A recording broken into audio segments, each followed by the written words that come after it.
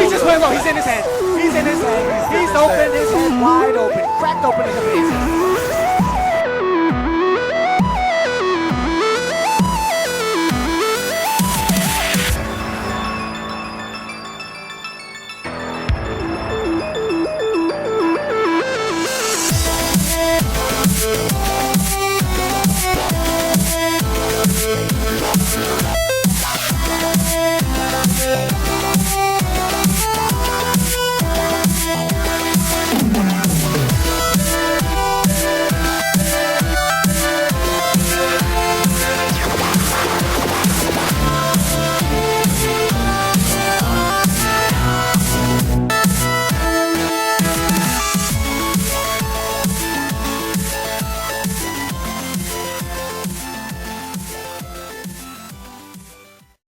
Hey, what's going on, guys? It's Mario Mantis of 100 back again with another episode of How's My Team. I'm going to do some catch up because obviously this is being recorded just before I'm going on my trip. Actually going on my trip today because it's Friday in terms of when I start recording this episode. We're going to talk about Liverpool, obviously in the Merseyside Derby, and also the start of the Champions League.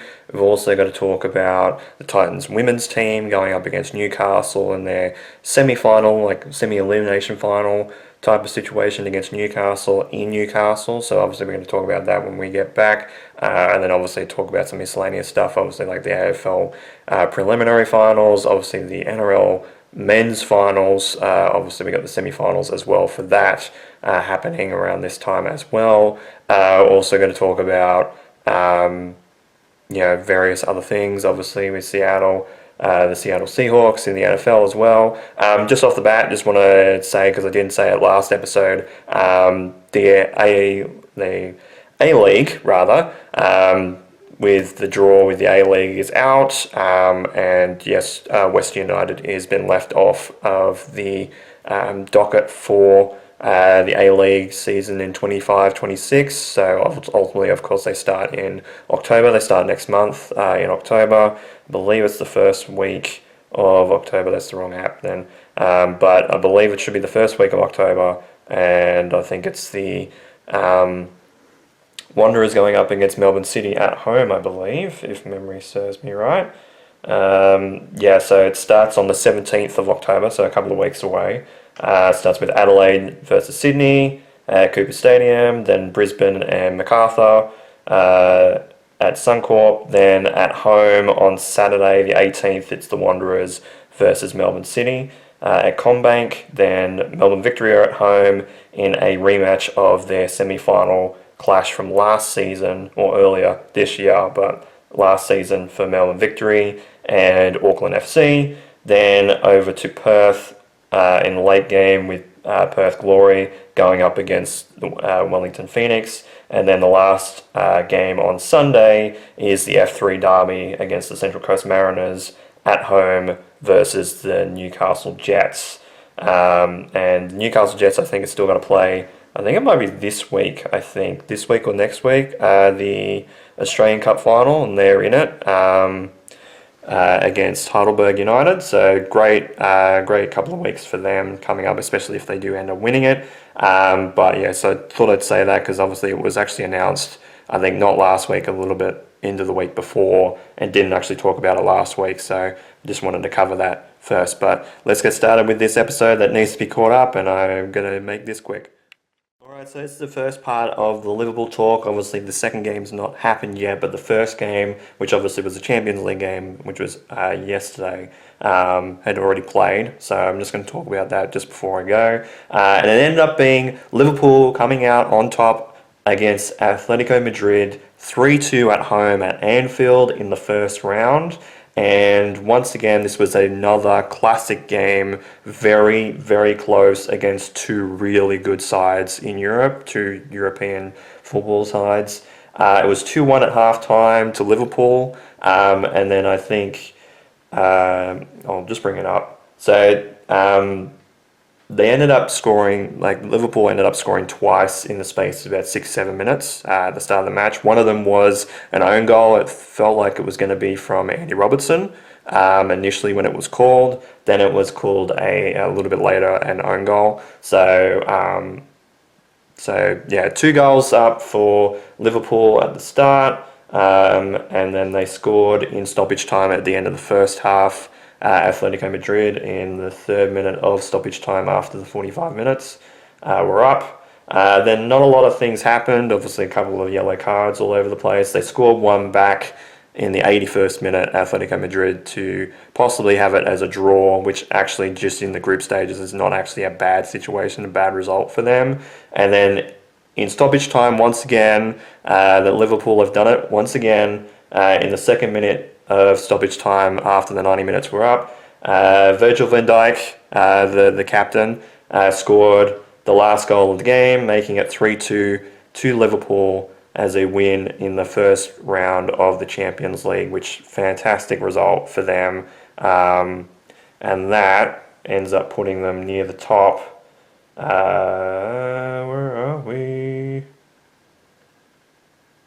We're in 11th right now, because obviously we only won by 1 goal.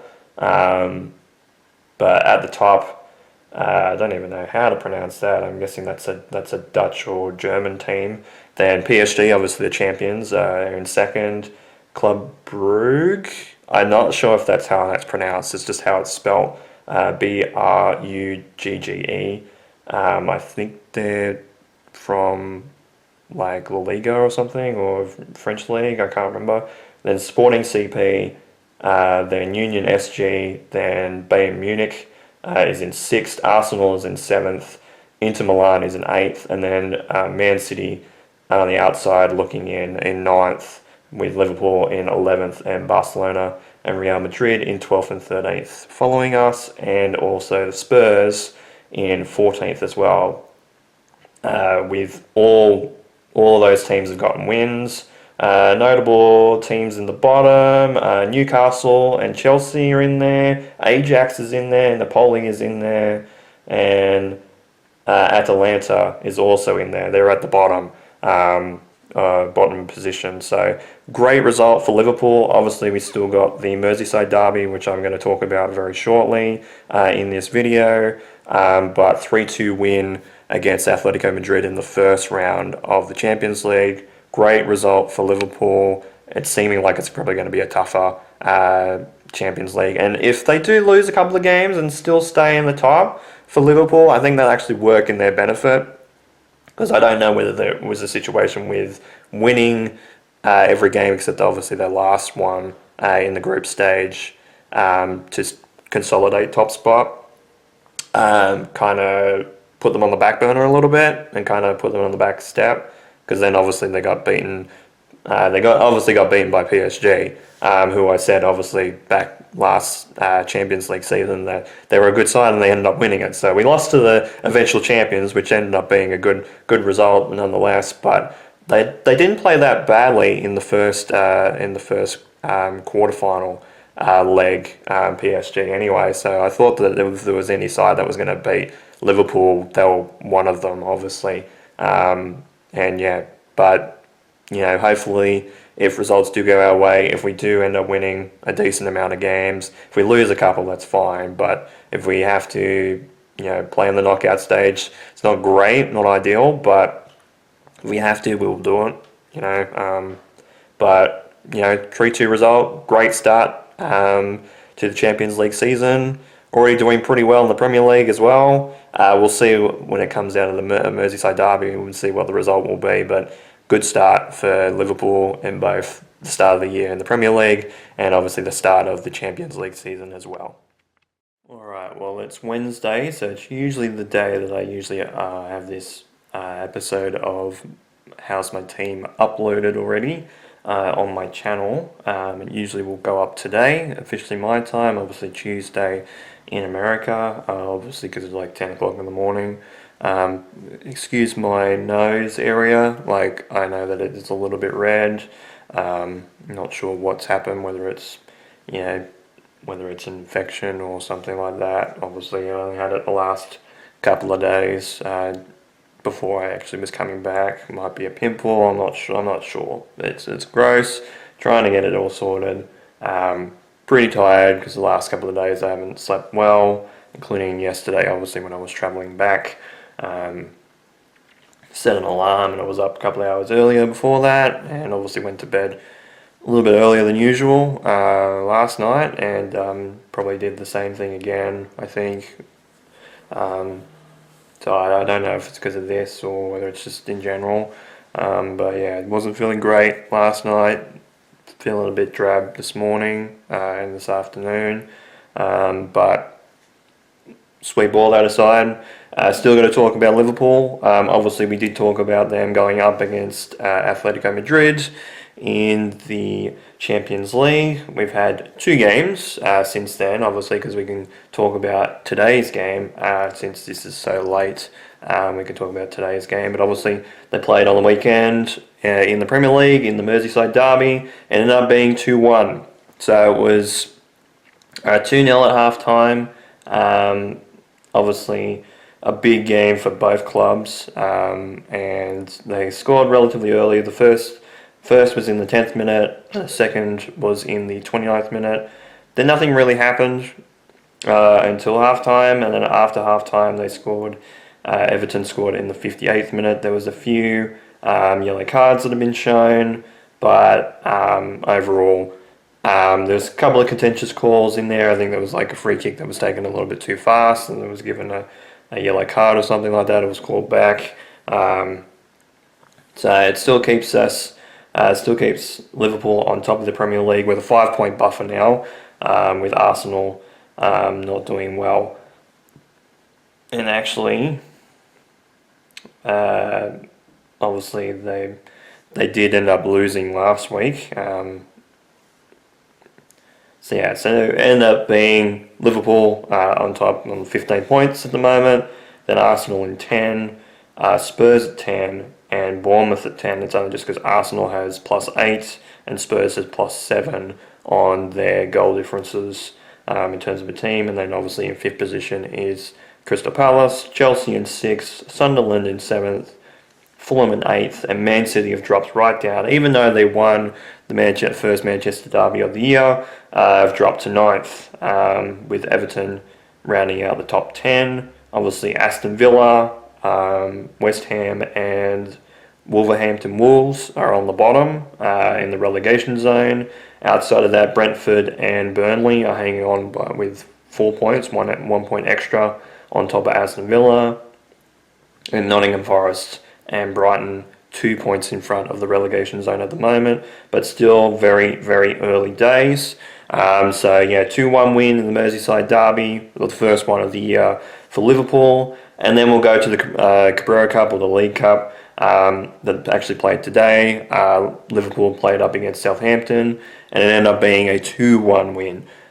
So they go to the next round as well. There's some more games to play tomorrow in terms of in time of recording. There's a few games to play tomorrow. I think Man City, Arsenal, there's a few teams that are playing tomorrow. Then they'll have the draw, I think, after that game, or after those games are done.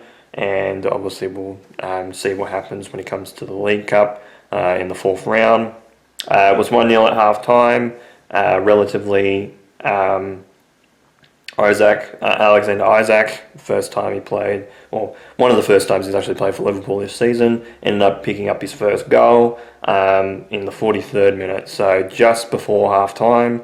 And then obviously, I was going to say Sunderland, Southampton got one back in the 76th minute, and then Liverpool kicked ahead in the 85th minute, with Hugo also getting a red card by showing a second yellow for taking his shirt off after he scored.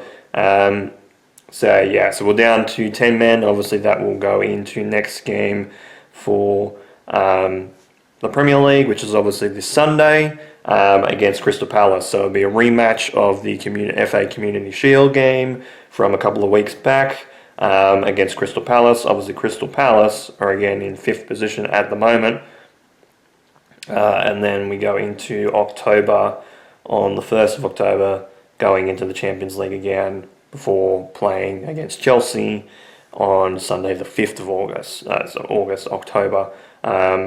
So we got one more game left in September, Then we got a few games coming up in October. Some big games coming up. Obviously, we got Manchester United as well. We got another Champions League game, and then we finish with Brentford on the 26th of October.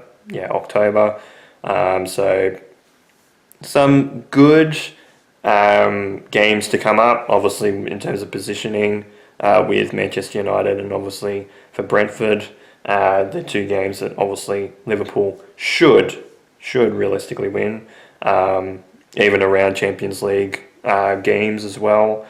Crystal Palace obviously and Chelsea are the ones that I'm looking forward to, because that's 5th and that's 6th as well. So a couple of big games coming up for Liverpool, but all wins in all competitions at the moment. Obviously, they go to the 4th round of the League Cup, the Carabao Cup. Always call it Carabao, even though that is not what the name of the cup is called. Wins in the Premier League, obviously in the Merseyside Derby, and obviously our first win in the Champions League, with many, many more games to go.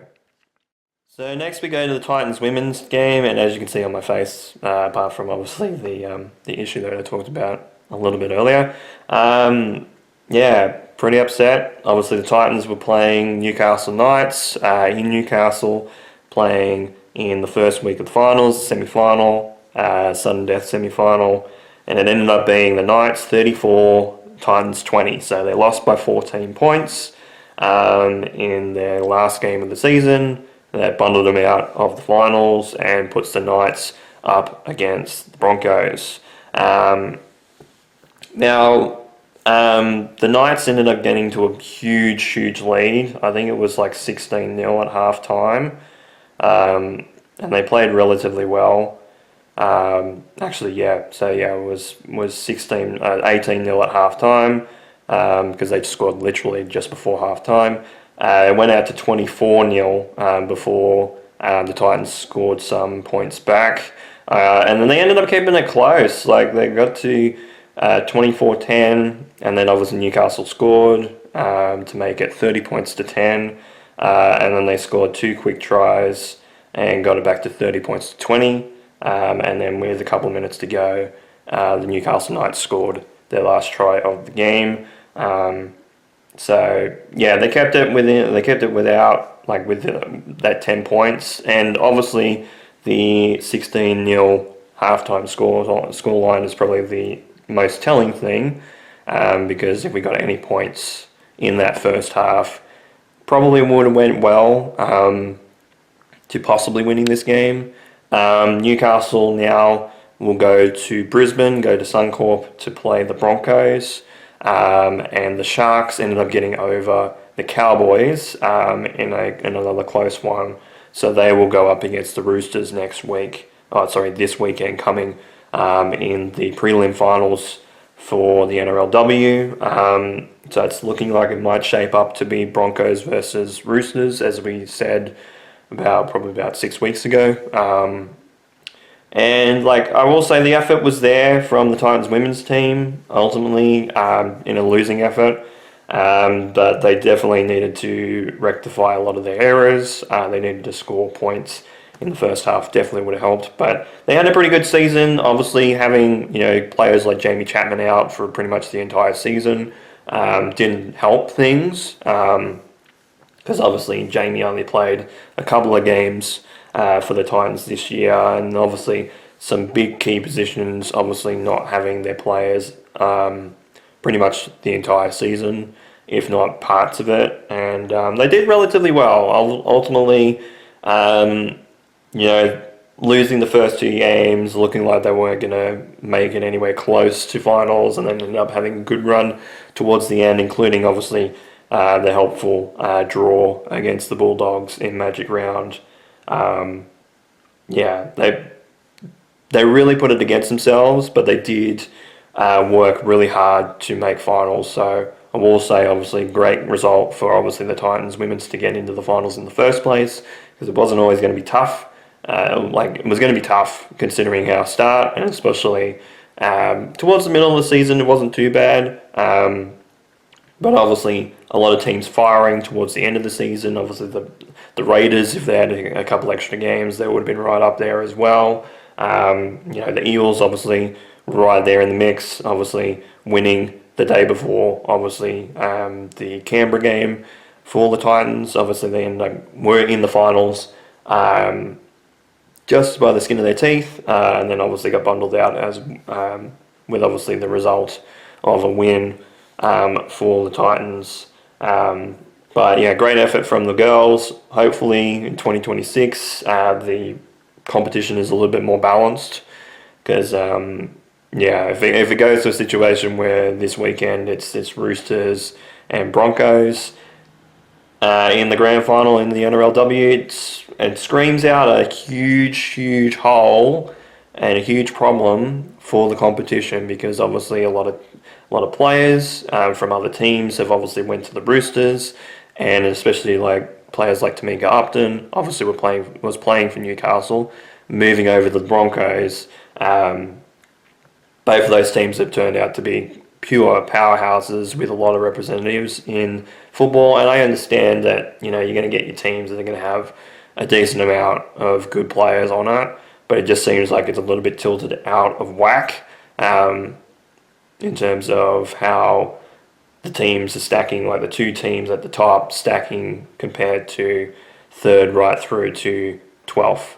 It just makes it a bit hard when some of these rosters are fully loaded and it's a team that has barely a representative footballer on a side going up against them, and they end up losing, and they lose by a heap, and you wonder why.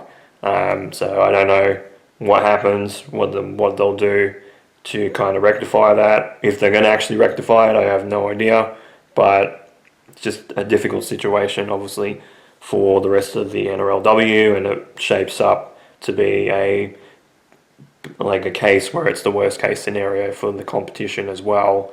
If those two teams are really good this year, but if you take out half of the representative footballers that are in there, like, I know obviously Ali Brigginshaw is going for another year. Obviously she will retire at the end of next year for the Broncos, but still, even then, it gets into a situation where you're like, okay, well, who's in the Australian side, who's in the New Zealand side? And it's like, oh, okay, well, I can name this person, this person, this person. And you can go through the list of both teams, and almost like you'd have at least half, if not 3/4 of both teams representing international teams on both the Broncos and the Roosters sides.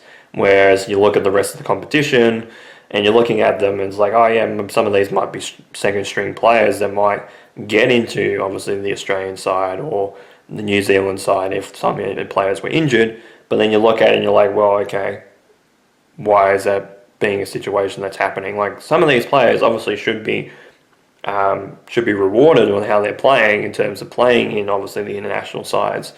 But again, like, I understand you probably look at the competition and be like, well, how do you know that the Roosters and the Broncos, despite having huge rosters that were really good, especially like if you look back at like the Broncos when they were dominating the NRLW and won like 3 or 4 comps in a row, you're looking at that like, well, you look at this until obviously the 16 competition come into it, obviously with the Titans making it into the side and into the competition, and being like, well, okay, they had domination. It's like, well, we're expecting them to do really badly.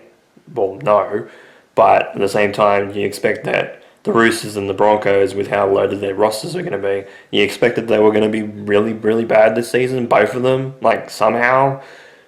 No. So, yeah, 14-point loss for the Titans women, and excuse the rant, but I'm not the only one that's thinking it. In terms of the top two sides in the NRLW being the Broncos and the Roosters being very loaded, and it's kind of, not fair to the rest of the competition. It's just one of those things.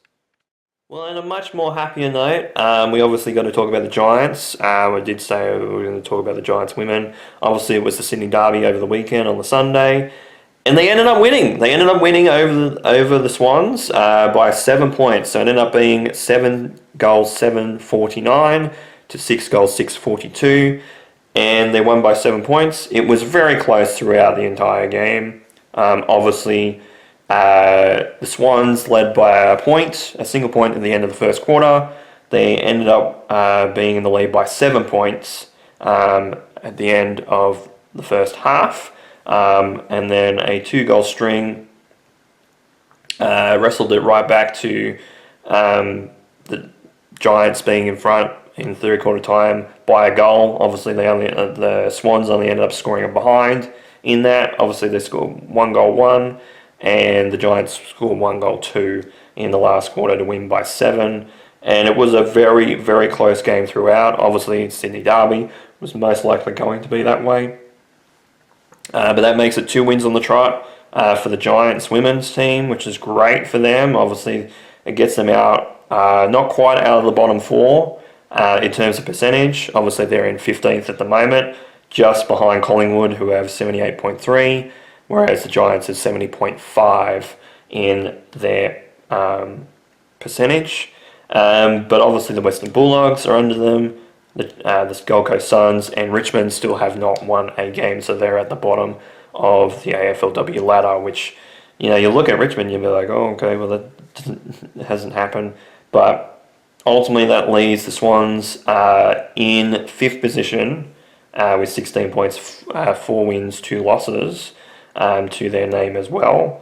But it's just one of those things where it was a Sydney Derby. It was always going to be a tough game for both sides anyway. It was looking like it was going to be more so for the Giants.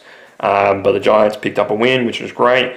Now, it makes it very interesting for the women because now they go over to Perth this weekend on Sunday to play against the 9th placed West Coast Eagles.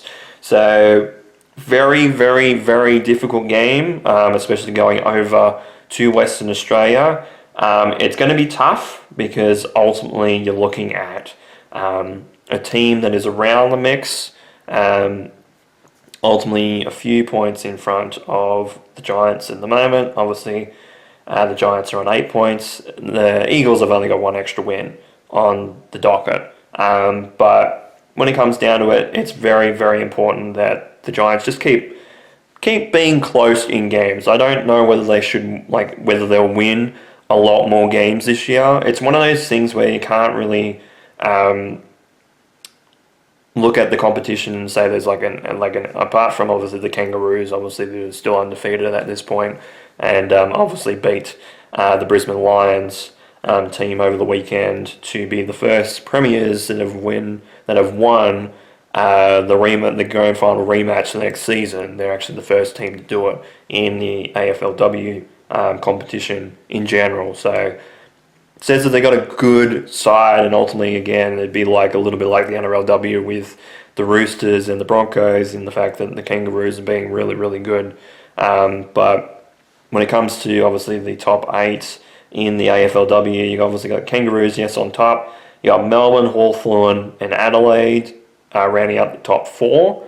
Melbourne and Adelaide being there, that kind of makes sense. They're obviously they've been there since the inaugural season. They've been up and around the mix, and those teams have been well established for a while. And then Sydney in 5th, Carlton in 6th, Brisbane in 7th, and Geelong in 8th. So with some of those, obviously the Brisbane Lions were obviously there from the get-go in terms of the AFLW competition. The Giants were, Fremantle were as well, and Collingwood is also another one that was on the docket as well before obviously the competition expanded to all 18 teams. But yeah, so it's going to be Sunday in Perth against the West Coast Eagles. Then we come back to Sydney to play against the Saints, who right now are in 10th. Obviously these positions will change as the weeks go on. Then the Saturday after that, they play against the Cats. Then the Saturday after that, they play the Dockers. Then the Carlton Blues away from home. And then go back to Sydney at Henson Park to play against Port Adelaide. So there's some winnable games for the Giants. Obviously, if they're looking to make a finals berth for the first time in a little while, they just got to keep winning games. But even if they're in a lot of the games that they have got left, if they're in against some good opposition, obviously the highest position right now at the time of this recording obviously is Carlton, who are in 6th, with Port Adelaide being in 13th, Dockers being in 12th, the Cats being in 8th, the Saints being in 10th, and the Eagles being in 9th at this point in time. Obviously those, like I said, those results will change. Those table positions will also change as well. But even if they're in relatively like the Swans game, where it's like a 7 or 6 point win, whether it's, I guess like with the Collingwood game, obviously, yes, it was a loss. The Collingwood only won by 8 points. So they're relatively in that game. If they have more time in the Gold Coast game, you'd look at Gold Coast being another close one that was 19 points, but if the timer went for another like 5-10 minutes, it probably would have been a lot closer because the Giants did come home with a full sail.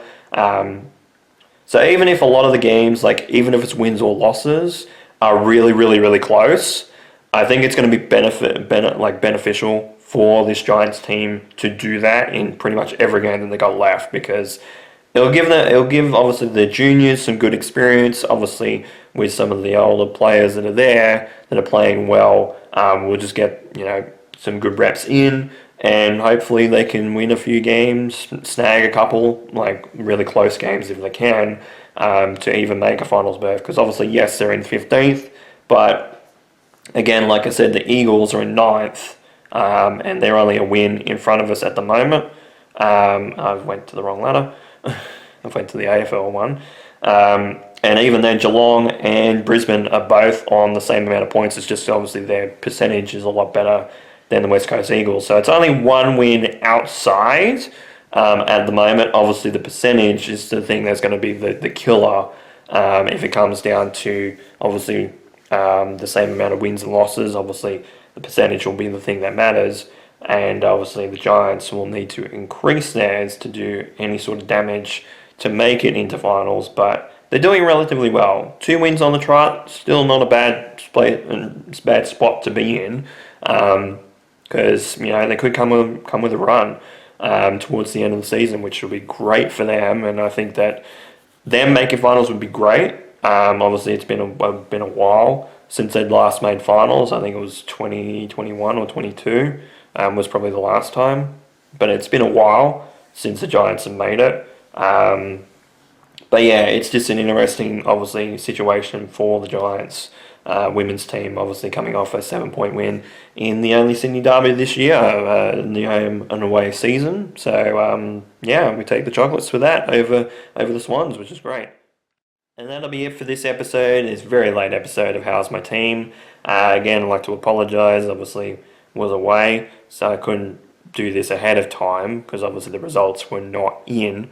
But yeah, it was one of those things where I'm like, I wanted to go away, see some friends, see some old co-workers, and see my nan, obviously, in my old hometown. And it was a great time. I didn't do a lot, but obviously did catch up with a few people obviously there.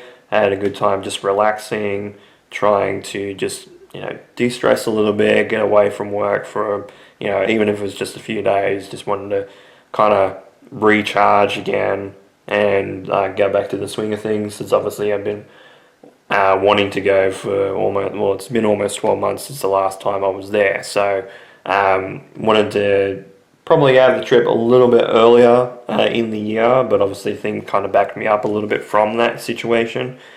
But it wasn't a bad time. Obviously the travel was long, and still kind of feeling the effects of it.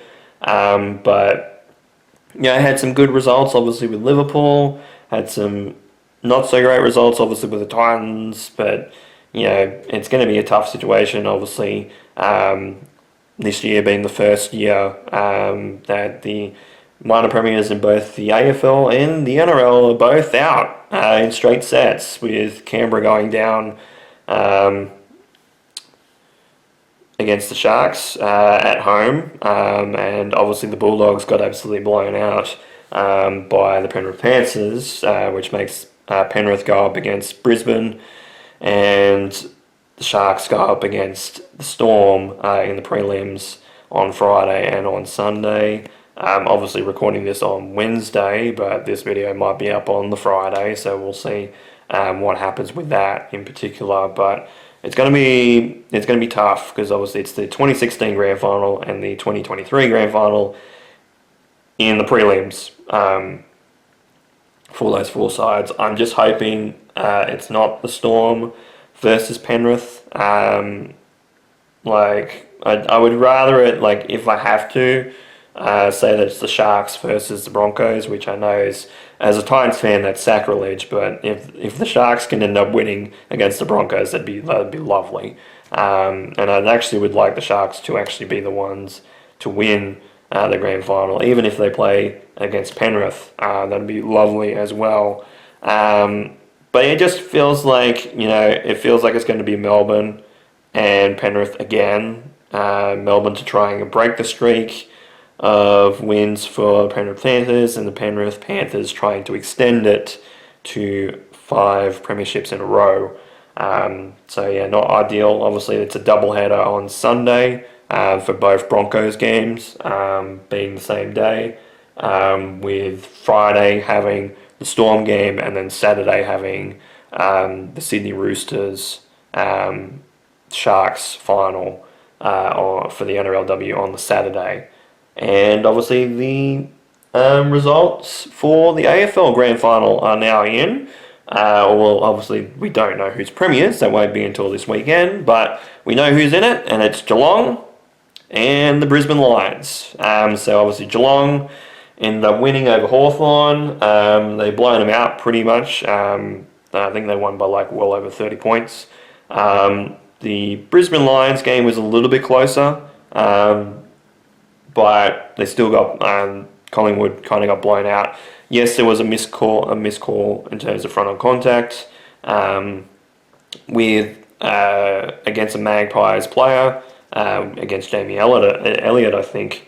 I think it was Brendan Skarskovic that initiated the contact with the obviously the spoil, but it's just one of those scenarios, obviously, that Brisbane, obviously the first team to possibly go back-to-back since 2019-2020, with obviously Richmond being the only team to do that. Obviously it'll be the first time someone this decade will be able to do that. Obviously, I guess you technically can count Richmond doing it, but obviously it was 2019-2020 for that, and obviously 2020's competition was a bit all over the place, because obviously that was when COVID was still around and rampant.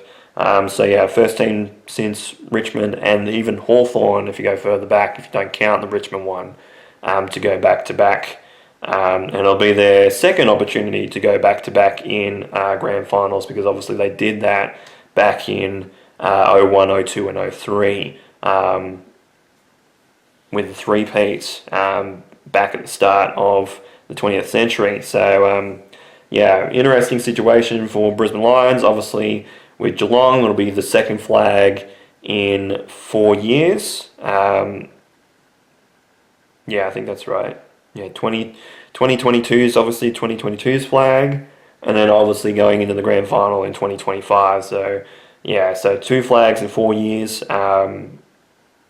is the history, obviously, for them, and obviously winning their 4th, 5th flag in the last 15 years or so. Obviously, the two, jokingly, Chad Warner, I think, was one that joked about it. It's it's the smashing the Swans Cup, which obviously, if you don't know what the joke is for that, the Swans lost heavily in both of those games in the grand final in 2022, obviously against Geelong, and obviously last year by 60 points to the Brisbane Lions. So it's the teams that obviously belted the Swans in their last 2 grand final appearances going up against each other, which I think is a nice piece of synergy there as well. A nice little joke, especially coming from the Swans. But it's going to be an interesting game for sure. I'll be watching it. Obviously, I'll be watching it with my dad. Going to be interesting to see what the result will be. Obviously, 2 dominating clubs over the last, probably over the last decade, you'd say. Obviously, Brisbane making it to their 3rd grand final in a row. Obviously, they lost their first one. They won the second one. So we'll see if it's a loss or a win for them in their 3rd appearance in a row. And then obviously, Geelong trying to rectify, obviously, last year's prelim final that was against Brisbane. I guess they kind of did that in the qualifying final against Brisbane, but obviously Brisbane have gone the long way around again and gotten back to the big dance against their qualifying final opponents, which for Geelong, the results for that is not necessarily the best, because a lot of teams that have lost that qualifying final that come into the grand final against the opponents that they lost to, the winner of the qualifying final usually loses that grand final. It has happened a couple of times over the years, which is very interesting stat for the Brisbane Lions to have in their possession, which is great for them. But it's going to be two dominant clubs from the last couple, probably the last decade, going up in a grand final. Hear that it's going to be a sellout. I didn't expect anything less than that. Obviously, there probably won't be a full sellout in terms of people attending the game, but obviously it's going to be a big game. It's going to be a big game. There's going to be a lot of people there, and I think that it was going to be boring if it was going to be Collingwood and Geelong, but thankfully Brisbane are in there to kind of break it up a little bit. And yeah, my tip would be Brisbane to win over Geelong, but Geelong is a good team. But we'll see how they handle it, because obviously they did handle Brisbane in the first game in the qualifying final, the first time they made it in finals. The first time they met face-to-face in finals, I should say. But we'll see what the result is, because obviously the last couple of weeks Brisbane have stepped up. So we'll see if Geelong do step up to the plate and do bring it against Brisbane. Obviously Brisbane will be up for the fight. I think Lachie Neale, is supposed to be back for this game as well. He's been out for a couple of weeks with injury. So yeah, I think he's supposed to be back in around the mix of the team for the grand final. So it's going to be interesting. Obviously the Brownlow was just the other day. Matt Rowell from the Gold Coast Suns ended up winning that one as well. Second Suns player behind obviously Gary Ablett Jr., who ended up winning his second Brownlow medal when he was at the Gold Coast Suns. Second Suns player to do it. And then I think Nick Dacos was in second. And I'm not sure who was in third. I think it might have been a Fremantle player, but I'm not 100% sure. But, obviously I think Matt Rowell does deserve it. I think Tom Green, was, for a lot of it, was in the top 10 or 15 players at the end of it, towards the start and the middle of the count. I don't think he ended up being top 10. I don't know if he was... I'm pretty sure he was top 20, if not top 25. I think Finn Callahan, kind of pulled ahead in terms of, obviously, Brownlow votes towards the end of it. But, yeah, it was interesting result, obviously, with the discourse in terms of, did Nick get shafted again for the second time? And, well, no, because there's some games that he could have shown up and got points against, including even in that Gold Coast Collingwood game, which I think he ended up getting three votes for that, and Matt Rowell got 2. But, yeah, there's some games that obviously he didn't show, and he didn't get votes, or got 1 vote in those particular games, and I think that Nick deserved that. But yeah, no, I think Matt Rowell is a worthy recipient of the Brownlow medal. But we'll see what happens come grand final day with the AFL. Obviously the AFL will see the grand final for the NRL next weekend. And yeah, my Cubs losing another close one.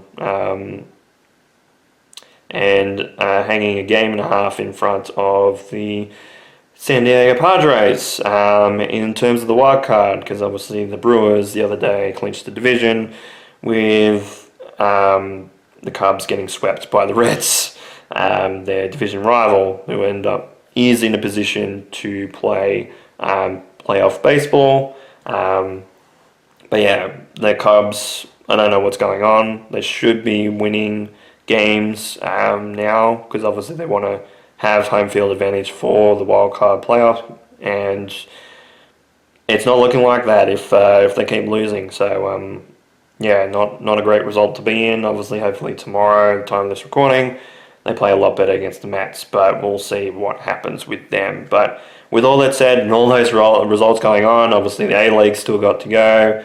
Big win, obviously, for Seattle Seahawks. Great result for them, obviously, over the weekend as well. As another result I got to talk about, because I almost forgot. They played relatively well. It was a big result for them. They're 2-1 in the division at the moment. I think they're third in the division at the moment, which is not ideal, but it's not a bad situation to be in, obviously, for Seattle. But with all the results talked about, obviously the results towards the AFL Grand Final, the prelims for the NRL, NRLW, AFLW, all that in this episode of How's My Team. And I'd like to thank you guys so much for watching this very late episode of How's My Team. This has been my man, How's 100. You guys are great day or night, and of course, take care.